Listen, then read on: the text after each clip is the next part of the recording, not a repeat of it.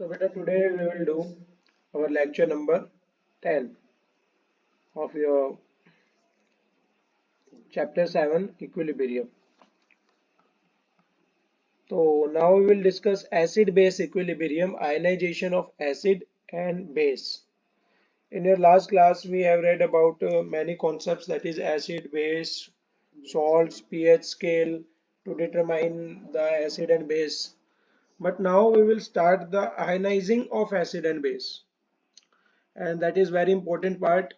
And we did the ionization part of water, that is water is self ionizing कि water को water के अंदर डालेंगे तो वो अपने आप को self ionize कर लेगा, और self ionize करके क्या बनाएगा, H3O positive and OH negative बनाएगा। एंड उसके बाद हमने Kw की वैल्यू निकाली थी। तो ये बहुत इंपॉर्टेंट है बेटा, अगर आप लेक्चर नंबर 10 कर रहे हो, if you are starting lecture number 10, then you should complete your lecture number 9. Only after that you can understand this lecture number 10, because a term Kw comes also in this lecture. Clear? So now we will start acid base equilibrium, ionization of acid and ionization of base. Ionization का मतलब क्या है? Ionization का मतलब होता है बेटा ions में कन्वर्ट करना, आयंस में कन्वर्ट होना। अब आयंस में कन्वर्ट कब होंगे? अगर हम किसी सब्सटेंस को वाटर के अंदर मिक्स करते हैं,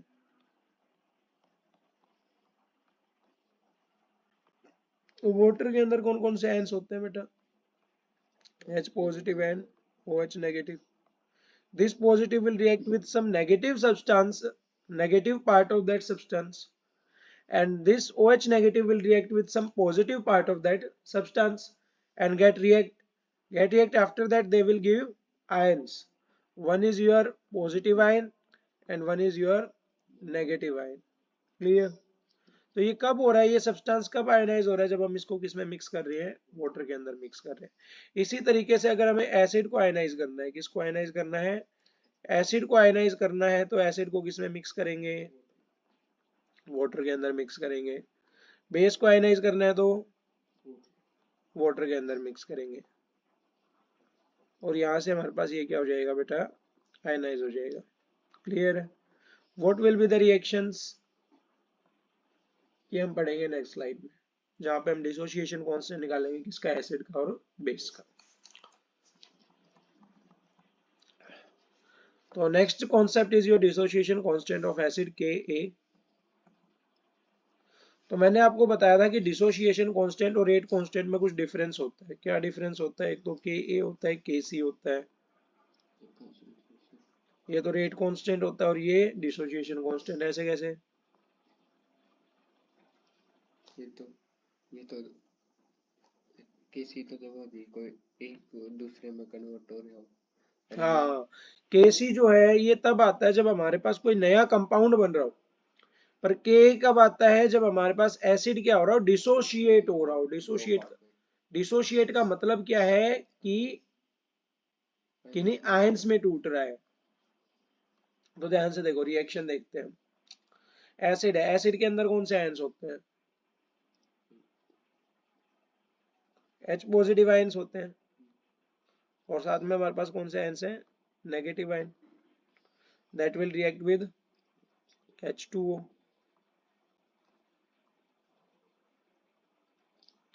अब H2O के अंदर कौन कौन से आयंस हैं? H पॉजिटिव और OH नेगेटिव। क्लियर? अब सर इसने इसके साथ रिएक्ट किया तो हमारे पास क्या बनेगा? What will be the reaction?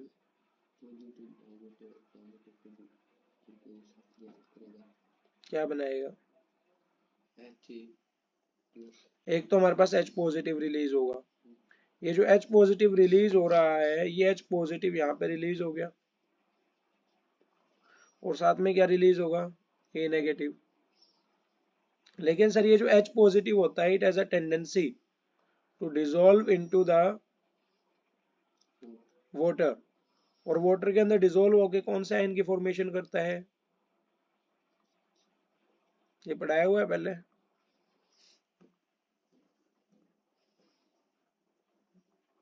नहीं पढ़ाया हुआ तो यहाँ देखो, आपका ये जो H पॉजिटिव यहाँ पे रिलीज होगा, क्योंकि हमने तो ये पढ़ा हुआ है कि आयनाइज करना है, किसको आयनाइज करना है? एसिड को। एसिड के अंदर दो आयन्स है, one is your H positive and another one is your A negative. H positive क्या करता है बेटा? H2O के अंदर डिसोल्व हो सकता है। A नेगेटिव हो सकता है क्या? नहीं हो सकता सर।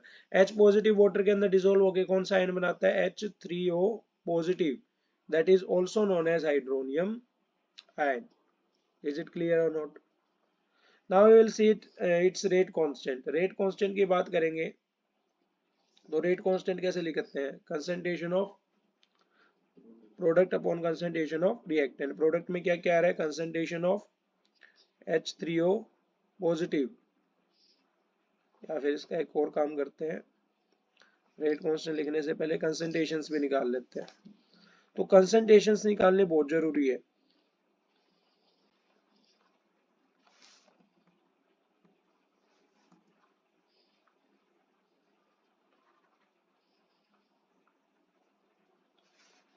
देखिए ध्यान से,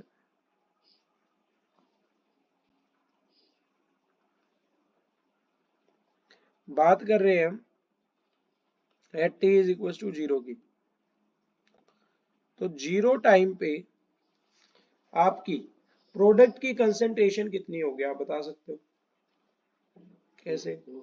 होगी नहीं, क्योंकि T is equal to zero के ऊपर क्या आपकी रिएक्शन स्टार्ट हो गई है सर? अगर रिएक्शन स्टार्ट ही नहीं हुई है तो प्रोडक्ट तो नहीं बना होगा। तो कौन होगा उस टाइम पे? रिएक्टेंट। तो रिएक्टेंट की कंसंट्रेशन कितनी होगी? मान लो सी है, कितनी है? सी। और H3O पॉजिटिव की कंसंट्रेशन कितनी है यहाँ पे? जीरो। ए नेगेटिव की जीरो। और वाटर जो है वो हमने किस में ले रखा है? एक्सेस अमाउंट में। क्लियर है? Now at T is equal to T,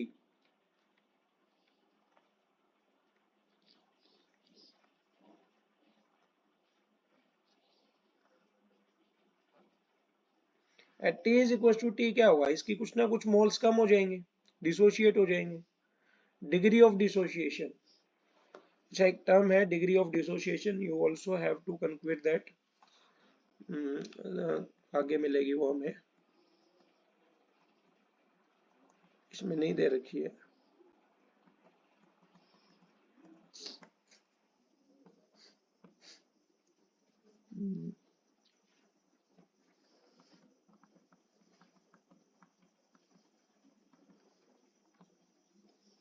चलो देखो, डिग्री ऑफ डिसोसिएशन यहाँ क्या आएगी, पर अब ये समझनी जरूरी है। डिग्री ऑफ डिसोसिएशन का मतलब होता है कि कितनी डिसोसिएशन हो रही है, कितने मोल्स की डिसोसिएशन हो रही है, number of moles dissociated over the total moles. Denote किससे करते हैं? अल्फा से। कैसे डिनोट करते हैं? अल्फा से डिनोट करते हैं सर। अल्फा निकालते कैसे हैं सर? या फिर कितने मोल्स डिसोशिएट होते हैं सर? मान लो आपके पास एक मोल है, कितने मोल है? एक मोल है। तो एक मोल में से कितनी डिग्री ऑफ डिसोसिएशन आएगी? One minus alpha. कितनी आएगी? One minus alpha. और अगर आपके पास नंबर ऑफ मोल्स हैं दो, कितने हैं? दो, तो डिग्री ऑफ डिसोसिएशन कितनी आएगी? Two minus alpha. कितनी आएगी? That is wrong. अगर आपके पास डिग्री ऑफ डिसोसिएशन है टू, तो इसमें से मोल्स कितने डिसोशिएट होंगे? Two alpha. अगर आपके पास मोल्स हैं थ्री, तो कितने मोल्स डिसोशिएट होंगे? Three alpha. अगर आपके पास मोल्स है एक्स, तो कितने मोल्स डिसोशिएट होंगे? X alpha. अगर आपके पास मोल्स है वाई, तो कितने मोल्स डिसोशिएट होंगे? Y alpha. अगर आपके पास मोल्स है जेड, तो कितने मोल्स डिसोशिएट होंगे? Z alpha. समझ आया नहीं आया? दिक्कत? तो ये आपके क्या है? Number of moles of dissociated, या फिर number of moles dissociated.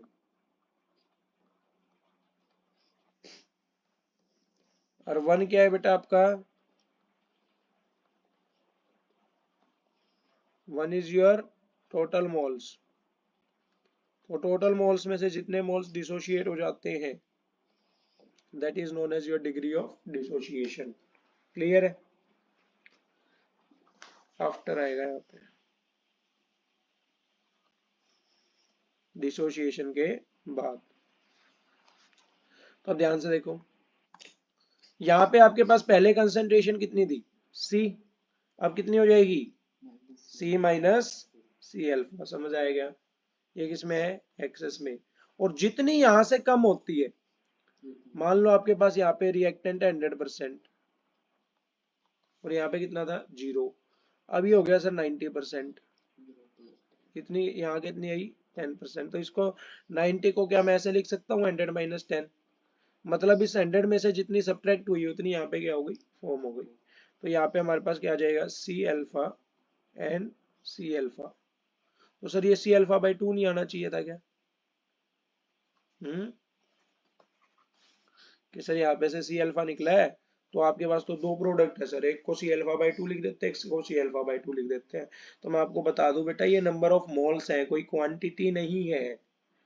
Number of moles will be same. Number of moles को जब हम निकालेंगे that is your given formula bye given mass by molecular mass, तो वहां पे मॉलिक्यूलर मास क्या हो जाएगा? चेंज हो जाएगा।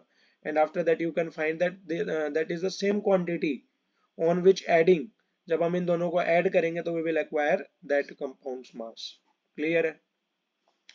अब लिखते हैं रेट कांस्टेंट। क्लियर है?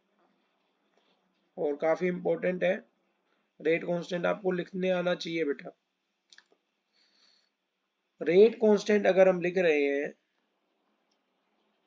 तो रेट कांस्टेंट में क्या आता है? Concentration of product. प्रोडक्ट में क्या क्या है? H3O positive and A negative upon में HA that is your acid upon में H2। इसमें कोई दिक्कत नहीं है सर। अब मैं क्या कर रहा हूं, इस H2O को उठा के दूसरी साइड ले आता हूं तो क्या बनेगा? K into concentration of H2O that will be equal to concentration of H3O positive, concentration of A negative and concentration of HA। अब ध्यान से देखो बेटा, ये HA जो है, HA क्या है? एसिड है।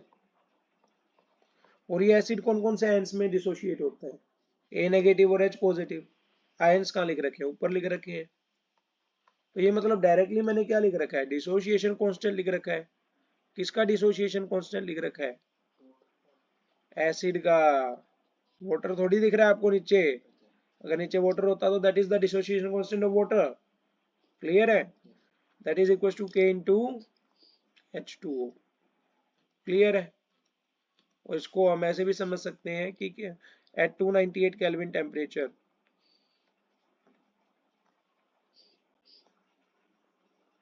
concentration of H2O becomes constant।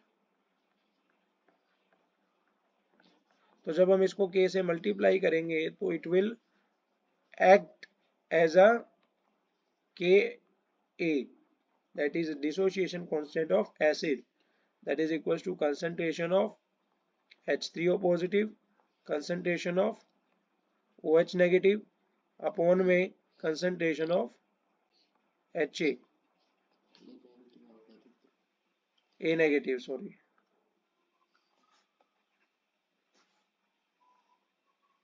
concentration of A negative। Is it clear or not? आया समझ में? अब ध्यान से देखो, क्या आपको H3O पॉजिटिव की कंसंट्रेशन पता है? नहीं पता। A नेगेटिव की पता है? A नेगेटिव की भी नहीं पता। और HA की भी नहीं पता। तो फिर बेटा ये क्या है? कंसंट्रेशन ही तो है। क्या है ये? Concentration, number of moles by volume. अब नंबर ऑफ मोल्स को वॉल्यूम से डिवाइड करेंगे तो आपके पास क्या आ जाएगी? कंसंट्रेशन। कंसंट्रेशन का फॉर्मूला क्या होगा? कंसंट्रेशन का फॉर्मूला होगा C minus C alpha upon में volume. Number of moles by volume को ही तो क्या कहते हैं हम? कंसंट्रेशन कहते हैं। लेकिन वॉल्यूम यहाँ पे आएगी, वॉल्यूम इधर दोनों में आएगी, तो वो वॉल्यूम से वॉल्यूम क्या हो जाएगी? कैंसिल हो जाएगी। क्लियर है?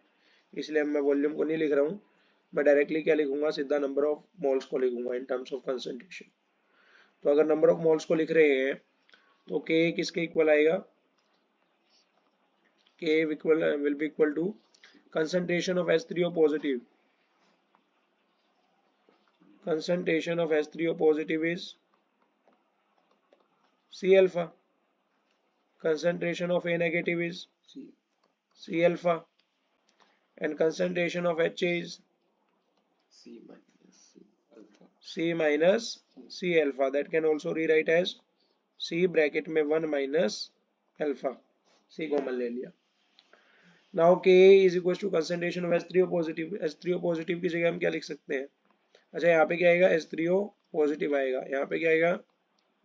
A नेगेटिव आएगा, तो नीचे क्या आएगा? HA आएगा। समझ आया नहीं आया? आ गया सर। तो Ka will be equal to H3O positive मतलब C अल्फा, A नेगेटिव मतलब C अल्फा अपॉन में HA का मतलब C इंटू में 1 माइनस अल्फा, C से C कैंसल, तो Ka will be equal to C alpha square by में 1 minus alpha. समझ आया नहीं आया? कोई दिक्कत है क्या इसमें? नहीं है सर। तो हमारा जो K है वो किसके इक्वल आ गया? C अल्फा स्क्वायर बाय में 1 माइनस अल्फा के इक्वल आ गया। इज इट क्लियर और नॉट? अब ध्यान से देखिए, यहाँ पे अल्फा क्या है, कोई बता सकता है? Degree of dissociation.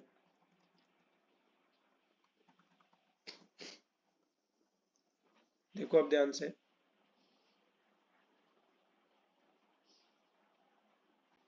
इसको यहीं पर कर लेते हैं।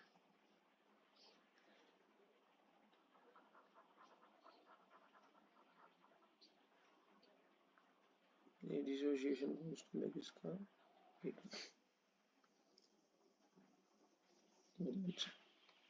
अब हमारा जो के ए है वो किसके इक्वल आया है? सी अल्फा स्क्वायर बाय में 1 माइनस अल्फा के इक्वल आया है। क्लियर है? मैं बात कर रहा हूं किसकी? For very small dissociation, for very small dissociation, small dissociation के, बहुत कम डिसोसिएशन के लिए। अच्छा, आपको मैं बता दूं कि अल्फा की जो मैक्सिमम वैल्यू होती है, मैक्सिमम वैल्यू ऑफ अल्फा, तो अल्फा की मैक्सिमम वैल्यू कितनी होती है? 100% डिसोशिएट हो जाए। अगर 100% डिसोशिएट हो गया मतलब उसकी वैल्यू कितनी है? 1, कि 1 क्या हो गया? डिसोशिएट हो गया है। और अल्फा की मिनिमम कितनी है? 0। अल्फा की मिनिमम वैल्यू कितनी होती है? 0, कि डिसोशिएशन हुई नहीं है। अब for very small dissociation, small dissociation का मतलब ये है कि मान लो आपके पास टोटल मोल्स कितने थे? 1 थे, उसमें से 0.0000005 मोल्स डिसोशिएट हुए, तो that will acquire some 0.9999995%। Clear? Approximately 1, approximately 1। तो अगर आपके पास बहुत स्मॉल डिसोसिएशन आ रही है, स्मॉल डिसोसिएशन मतलब alpha is very very smaller than 1, clear है? Then alpha can be neglected, alpha can be neglected from denominator और न्यूमरेटर। जी नहीं, अगर हम एक में से कुछ घटा रहे हैं, बहुत छोटी क्वांटिटी, तो असर नहीं पड़ेगा, लेकिन ऊपर हम उस छोटी क्वांटिटी का क्या कर दे रहे हैं? स्क्वायर कर दे रहे हैं, तो वहां पे फर्क पड़ेगा, कि वो सारी क्वांटिटी जो जितनी भी जीरोज है वो सारी कहाँ जाएंगी? नीचे। तो निग्लेक्टेड फ्रॉम डिनोमिनेटर। समझ आया नहीं आया? तो अगर मैं इसको डिनोमिनेटर के अंदर से निगलेक्ट कर रहा हूं तो मेरा के ए किसके इक्वल आएगा?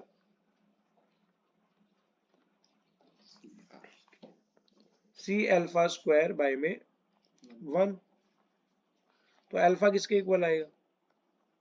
के ए।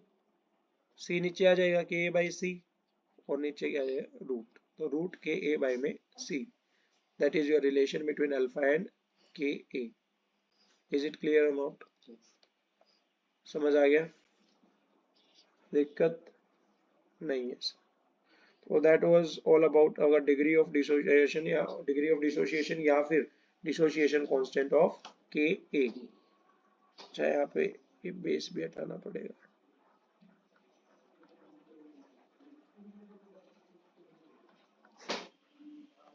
क्लियर है? So now we will start our next topic, that is dissociation constant of a base. Base मतलब के बी आएगा। के बी आएगा, आप मेरे को बोलते जाओ फटाफट। कौन कौन से आयंस होते हैं बेस के अंदर? एसिड के अंदर कौन से होते हैं? एसिड के अंदर H पॉजिटिव आयंस होते हैं। बेस के अंदर कौन से होते हैं? OH नेगेटिव आयंस होते हैं। तो OH नेगेटिव आयंस होंगे और साथ में आपके पास कोई एक ऐसा सब्सटेंस होगा जिसके ऊपर कौन सा चार्ज हो? पॉजिटिव। हमने इसको किस में मिक्स कर दिया? वाटर के अंदर। क्यों मिक्स किया वाटर के अंदर? To self ionize this. अब यहाँ सॉरी आयनाइज दिस। तो यहाँ पे जो ये क्या होगा? इक्विलिब्रियम मेंटेन करेगा। इसके अंदर कौन से आयंस है? H पॉजिटिव और OH नेगेटिव आयंस है। अब ये BOH क्या हो जाएगा? डिसोशिएट हो जाएगा। किसमें? आयंस में। एक तो कौन से आयन में डिसोशिएट होगा? अरे कौन सा आयन में डिसोशिएट होगा? OH negative. अब B पॉजिटिव OH नेगेटिव में डिसोशिएट हो गया सर। नाउ अच्छा, यहाँ पे हमने एक टर्म करी थी, ये जो H पॉजिटिव है वो वाटर के अंदर डिसोल्व हो गया, क्या बना रहा था? H3O positive. क्या ये B पॉजिटिव होगा? B पॉजिटिव वाटर के अंदर डिसोल्व हो गया, क्या बना लेगा? बोरोनियम आयन। ऐसा कुछ भी नहीं होता है। आपके ये जो मेटल से आए ये OH नेगेटिव आयन है, ये वाटर के अंदर डिसोल्व नहीं होते हैं। वाटर के अंदर एक ही आयन डिसोल्व होता है, कौन सा? H पॉजिटिव, और मिलके क्या बनाता है? Hydronium ion. क्लियर है? तो यहाँ पे हमारे पास है T इज इक्वल टू 0 पे हम इसको कंसिडर करेंगे। T इज इक्वल टू 0 के ऊपर BOH की कंसंट्रेशन कितनी होगी? C। इसकी एक्सेस होगा, एक्सेस में है, और इसकी 0, इसकी 0। At T is equal to T कुछ मोल्स क्या हो जाएंगे? डिसोशिएट। कितने मोल्स डिसोशिएट होंगे? C alpha. यहाँ पे एक्सेस में है, और जितने मोल्स यहाँ से डिसोशिएट हुए हैं उतने मोल्स यहाँ पे बन जाएंगे, that is C alpha and C alpha. अब हमें क्या लिखना है इसका? Rate constant. रेट कांस्टेंट लिख लेते हैं सर। तो रेट कांस्टेंट किसके इक्वल आएगा?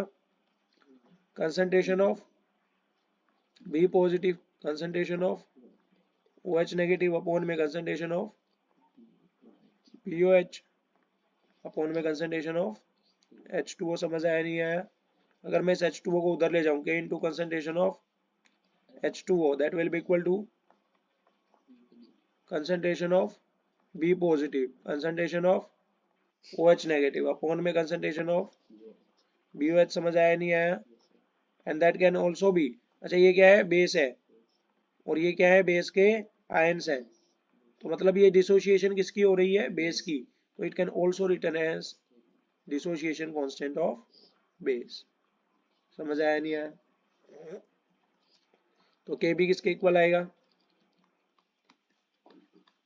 KB is equals to K into concentration of H2O। तो ये तो सर एसिड वाले में भी आया था, सेम क्यों आ गया? नहीं बेटा, ये रेट कांस्टेंट किसका है? बेस वाली रिएक्शन का है, और वो रेट कांस्टेंट किसका था? एसिड वाली रिएक्शन। समझ आया? तो KB का अगर हमें देखा जाए तो KB किसके इक्वल आ रहा है? Concentration of B positive, concentration of OH negative upon में कंसंट्रेशन ऑफ। समझ आया नहीं आया? कोई दिक्कत है क्या?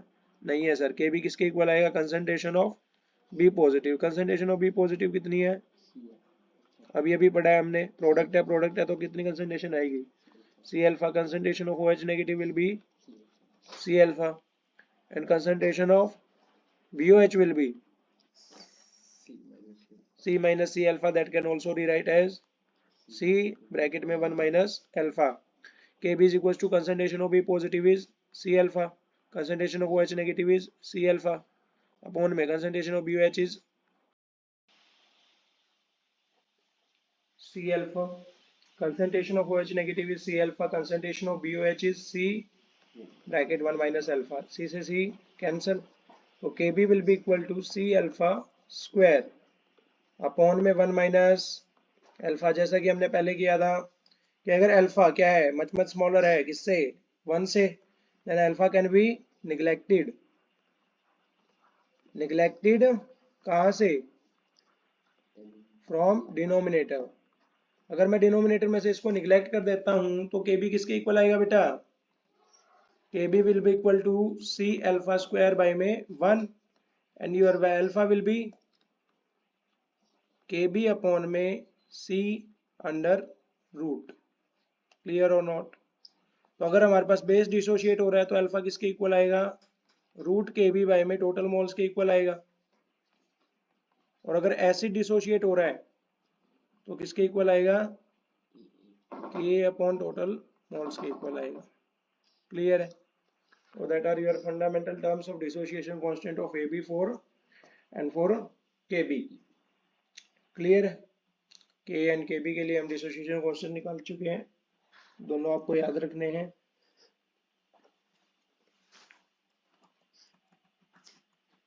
Next part is relation between के ए के डब्ल्यू एंड के बी.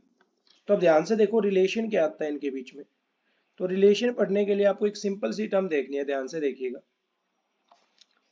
बहुत इजी है अगर एक बार में समझ लोगे तो. आपके पास मान लो कोई एसिड है, एसिड क्या है, एच ए, इसको डिसोशिएट कर रहे हैं किसके अंदर, वाटर के अंदर. अगर डिसोशिएशन हो रही है तो एच ए जो है वो कन्वर्ट होगा किसके अंदर, कन्वर्ट होगा H3O positive and OH negative. यही आएगा क्या, नहीं, कैसे, कहाँ है आपका ध्यान, ए नेगेटिव. क्या आएगा, ए नेगेटिव. ध्यान सारा का सारा स्क्रीन पे होना चाहिए कि सही लिख रहे हैं या नहीं लिख रहे हैं. अब अगर हमें इसका के ए लिखना हो तो के ए किसके इक्वल आएगा, concentration of H3O positive, concentration of A negative upon में concentration of H A. Any doubt in this, नहीं है सर. अब मान लो इसी रिएक्शन को ऐसे करते हैं, ए नेगेटिव प्लस H2O. ए नेगेटिव क्या है आपका, नेगेटिव पार्ट है. नेगेटिव पार्ट मतलब ये कौन सा पार्ट होता है, बेसिक पार्ट. कोई दिक्कत नहीं है सर, बेसिक पार्ट है. इसके अंदर कौन कौन से आयंस होते हैं, H पॉजिटिव, और H पॉजिटिव ए नेगेटिव के साथ मिलके क्या बनाएगा, HA, और साथ में रिलीज क्या होगा, OH नेगेटिव आयन. कौन से आयंस डिसोशिएट हो रही हैं, OH नेगेटिव आयंस डिसोशिएट हो रहे हैं, मतलब जिस सब्सटेंस से रिएक्ट करवाए वो कैसा होगा, बेसिक सब्सटेंस होगा. अगर हमें डिसोशिएशन कांस्टेंट लिखना हो बेस का तो कैसे लिखेंगे, concentration of HA, concentration of OH negative upon में concentration of A negative into concentration of H2O. Any doubt in this, नहीं है सर. अब आपके पास एक तो किसका एक्सप्रेशन आ गया है, के ए का एक्सप्रेशन आ गया है, और एक किसका एक्सप्रेशन आ गया है, के बी का एक्सप्रेशन आ गया है. अच्छा एक बात बताओ, इसके अंदर ये जो H2O यहाँ पे लिखा हुआ है ये आएगा क्या, ये वाला H2O. ये H2O उधर मल्टीप्लाई जाके तभी तो हमारे पास क्या बनेगा, के बी बनेगा. समझ आया नहीं आया, ये ध्यान रखनी है बातें बेटा. वेरी गुड, पकड़ लिया आपकी बार आपने मेरे को, गलती नहीं करने देंगे. अच्छा अब हमारे पास के ए आ गया, के बी आ गया, दोनों को मल्टीप्लाई कर देते हैं. तो के कितना आया था, के मतलब एसिड का डिसोसिएशन, एसिड कौन सा था, एच ए. तो आपको बार बार पीछे जाके देखने की जरूरत नहीं है. एसिड का डिसोसिएशन मतलब नीचे रिएक्टेंट में क्या आएगा, एसिड आएगा. और कौन कौन सा में डिसोशिएट होता है acid, one is your H3O positive and one is your A negative. Any doubt, H A है, एच ए में एक तो एच में टूटेगा और एक ए नेगेटिव में टूटेगा. के बी में कौन टूटेगा, बेस, बेस कौन सा था, ए नेगेटिव. ए नेगेटिव ने एच पॉजिटिव के साथ मिलकर क्या बनाया था, एच ए, और साथ में कौन से आंसर रिलीज हुए थे, ओ एच नेगेटिव. अब ध्यान से देखो, ए नेगेटिव से ए नेगेटिव क्या हो जाएगा, कैंसिल। HA से HA क्या हो जाएगा, कैंसिल। तो ये क्या बच गया, H3O पॉजिटिव OH नेगेटिव। ये किसका होता है ये formula, H3O positive into OH negative, ये होता है बेटा KW। क्या होता है, कल ही किया था हमने कि K into concentration of H2O का whole square self ionizing, that will be equal to concentration of H3O positive and concentration of OH negative। कल ही किया था ना in your last lecture। तो Ka into Kb किसके इक्वल आ गया, Kw के equal आ गया। that is the relation between Ka, Kb and Kw। समझ आया नहीं आया? So that is all about your lecture. Clear? Tomorrow we'll start our new topic from protic and non-protic acid, and after that we'll study common ion effect, buffer solution, hydrolysis of salt, and after that this chapter will be completed. Clear? Yes. So that's all. Thank you for the lecture.